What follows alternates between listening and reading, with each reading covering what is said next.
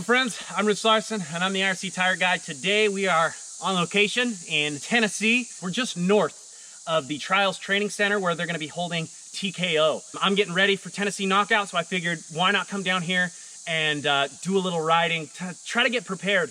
I'm from the West Coast, and I'll tell you right now, this stuff is totally different. So I'm trying to learn and just kind of figure out exactly what I need to do to be prepared 100% for Tennessee. This place is so slick. It's always wet, it's always muddy. Apparently it never dries out, and I actually didn't really believe that when everybody told me, no, it never dries out. Now I get why. It's just always shady. It's always covered. The bugs out here are crazy. There's all kinds of critters crawling all over the place. And you just kind of have to hammer forward and keep at it. You know, I think it's like 95 right now. The humidity is, I don't even know, it's way off the charts. If you can't tell, I'm sweating. It's not from riding through the trees that I'm soaked. It's literally sweat. So yeah, I'm happy I'm out here training and just trying to get ready because it's such a different style of riding. It takes a lot to get used to. Now I kind of know what I need to prepare for when I'm coming back home, when I'm riding at home, you know, 2-3 weeks before Tennessee, so I can be fully prepared. A lot of guys have asked me kind of what I do in more slick stuff. If I'm riding a more slick terrain, the first thing I always do is put on an IX09W Dakota. Truthfully, whether I ride for IRC or not, I do ride for IRC, but if I didn't ride for IRC, I would still use an IX09W Dakota. The way that this tire hooks up out here, it bends and flexes so much and it just holds traction so much better than an average tire. I've ran a lot of gummies. Granted, I've never ran gummies out here. This is my first time ever riding out here.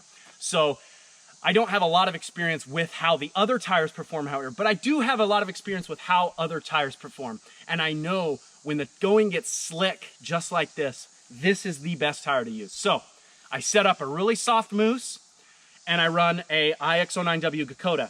Another thing that is kind of counterintuitive, but you have to get used to doing it, is riding the bike a gear high.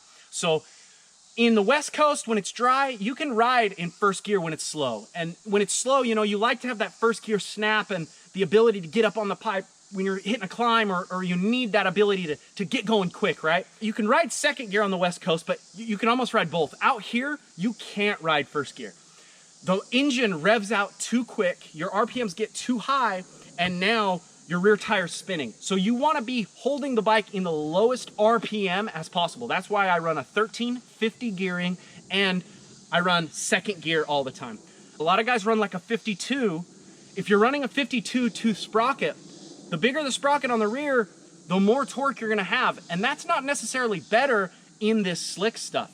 You want the ability to put that bike down into the bogging side of the power and pull you through. And I find that it's a little bit easier for me to get my bike to bog and hold traction with a 50-tooth rear sprocket. So I run a 1350, an IX09W Dakota. I run that thing in second gear. And I'll tell you what, when I head home, I'm gonna be just riding in riverbeds nonstop until Tennessee. Basically, those are my tips to help you guys coming up in Tennessee Knockout. Get yourself an IX09W Dakota and make sure you're subscribed. Until next time, keep shredding.